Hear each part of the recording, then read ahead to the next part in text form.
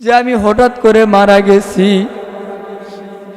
আমাকে চারজন ওই খাটিয়ে ধরিয়া আমাকে নিয়ে যাইতেছে। এই দুনিয়াতে আমি এমন কোনো পাপ নাই করি নাই, এমন কোনো গুনাহ নাই যেটা আমি শিপন করি নাই। ও গাজীপুরবাসী, আমি একদিন ঘুমের ঘরে স্বপ্ন দেখতেছি যে আমি হঠাৎ করে মারা গেছি। আমাকে চারজন ওই খাটিয়ে ধরিয়া আমাকে নিয়ে যাইতেছে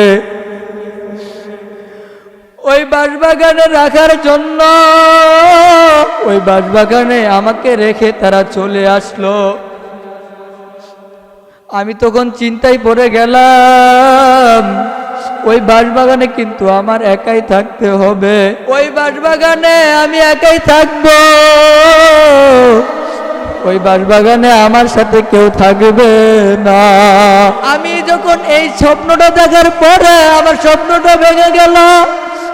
আমি বালিশের ভিতরে মাথা নিয়ে চিন্তা করলাম, মাথাটা রেখে চিন্তা করলাম, এই দুনিয়াতে আমি এমন কোনো পাপ নাই করি নাই, এমন কোনো গুনাহ নাই যেটা আমি শিপন করি নাই, এমন কোনো অন্যায় নাই যেটা আমি শিপন করি নাই।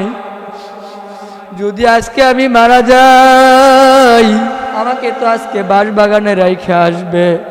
তখন আমার কোনো সেলিব্রিটি কোথায় যাবে লক্ষ লক্ষ টাকা? সেই দিন আমার কোনো সেলিব্রিটি কাজ আসবে না। সেই দিন আমাকে সবাই বাঁশবাগানে রেখে আসবে, আর সবাই আমাকে ওইখানে রেখে চলে আসবে। আমার লক্ষ লক্ষ টাকা আমার সন্তান ভক্ষণ করবে, আমার লক্ষ লক্ষ টাকা আমার স্ত্রী ভক্ষণ করবে, আমার দেওয়া গাড়ি আমার দেওয়া বাড়ি তারা থাকবে, তারা মজা করবে, আমার কথা একটু মনে করবে না। আমার সন্তান আমাকে ওই বাঁশবাগানে রাখার পরে সে চলে আসবে, একটাবার আমার খবর নিবে না, একটাবার আমার কবরের পাশে যে জিয়ারত করবে না। আমি কেন এই দুনিয়াতে এত কিছু করতেছি? যখন আমার মনের ভিতরে এই ভাবটা আসলো, আমি তারপরের দিন দেখি আল্লাহর কি কুদরত। আমার দুইটা ভাই আছে, একটার নাম হচ্ছে আকাশ, আর একটা ভাই নাম হচ্ছে শিপন, আমার নামে নাম। তারা দেখি দুপুরবেলা আমার জন্য একটা কোরআন শরীফ নিয়ে আসছে। আমি রাত্রে স্বপ্নে দেখছি আমাকে চারজন মানুষ ওই অন্ধকার কবরে রাইখে আসছে।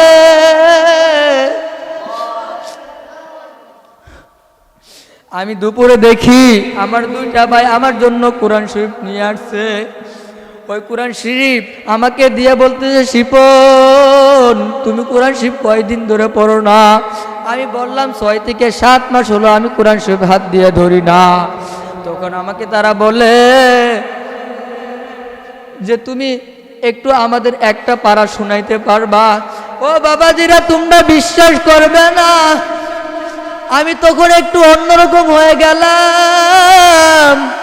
যে মানুষগুলা প্রতিদিন বলতো তোমার এই মেয়ের সাথে শুটিং আছে, যে মানুষগুলা প্রতিদিন বলতো তুমি এই শুটিং করতে যাইবা, এই মেয়ের সাথে তোমার এই সিন করতে হবে, সেই মানুষগুলা যখন আমাকে বলছে তুমি একটা পারা আমাদেরকে শুনাইবা,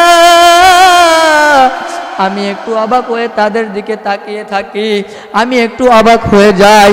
তখন আমি তাদেরকে বলি, ভাইয়া একটা পারা পড়তে তো অনেক সময় লাগবে, আমি সূরা ইয়াসিনটা শুরু করি। তখন আমি সূরা ইয়াসিনটা শুরু করি, আমি 6 থেকে 7 মাস পরে কোরআন শরীফ হাত দিয়ে ধরি। ও গাজীপুর বাবাজিরা, একটু চোখের পানি ছেড়ে আল্লাহর কাছে তওবা করো। জীবনে কি করছো আল্লাহ যদি মাফ না করে জাহান্নাম ছাড়া উপায় হবে না। আল্লাহ যদি বলে, এই শিবন তুই দুনিয়ায় কি করছস, আমি কোনো উত্তর দিতে পারবো না। তারপর কি হলো বাবাজিরা, একটু মনোযোগ দিয়ে শুনবেন আর একটু তওবা করার জন্য চেষ্টা করেন। আমার মতো অনেক মানুষ আছে যারা বিপদে চলে গেছে। ও বাবাজিরা, তোমাদের পায়ে হাত রেখে বলা যায়, তোমাদের পা দুটা আগিয়ে দাও, তোমাদের পা দুটা ধরে বলে যায় তোমরা ভুল করতে যাও না। এই দুনিয়াটা হচ্ছে 2 দিনের জন্য। তারপর আমি যখন আমি সূরা ইয়াসিনটা শুরু করি, ইয়াসিন ওয়াল কুরআনিল হাকীম ইন্নাকা লামিনাল মুরসালিন, আমার ভিতর থেকে কান্না চলে আসে। আমার মনে হয়েছিল, এই শিপন তুমি এতদিন কোরআন থেকে কেন বিরত ছিলা? এই শিপন তুমি এতদিন জাহান্নামের রাস্তায় চলছো। বাবা এখনো সময় আছে, ফিরে আসো। আমি যখন সূরা ইয়াসিনটা পড়তেছিলাম, একটা সময় ইন্না জাআলনা আয়াতটা পড়তেছিলাম, আর আমি ভিতর থেকে বারে বারে কান্না চলে আসতেছিল। একটা সময় হাউমাউ করে কান্না করে ফেলছি। আমার কান্না দেখে আমার 2টা ভাইও কান্না করে। আমার সামনে 2টা মেয়ে ছিল, একটা হচ্ছে আমার সাথে শুটিং করতো, আর একটা আমার ভাবি ছিল। তারাও দেখি আমার তেলাওয়াত শুনে কান্না করে।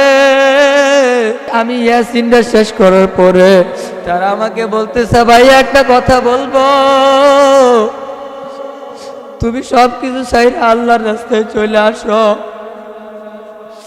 এমনটা হবে, এইভাবে আল্লাহ আদার দান করবে আমাকে, আমার কখনো কল্পনাও আমি ভাবি নাই। আমি রাতে স্বপ্ন দেখলাম আমাকে কয়েকজন মিলে হচ্ছে আমাকে ওই বাঁশবাগানে রেখে আসতেছে। তারপরের দিন আল্লাহর কি কারিশমা, আমার ভাই 2জন আমাকে কোরআন শরীফ গিফট করছে।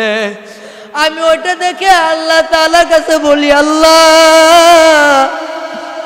তুমি যেহেতু আমাকে হেদায়েতের রাস্তায় নিয়ে আসছো, আমার কোন কাজের দ্বারা তুমি আমাকে আবার ওই রাস্তায় ফিরে নিয়ে যাও না।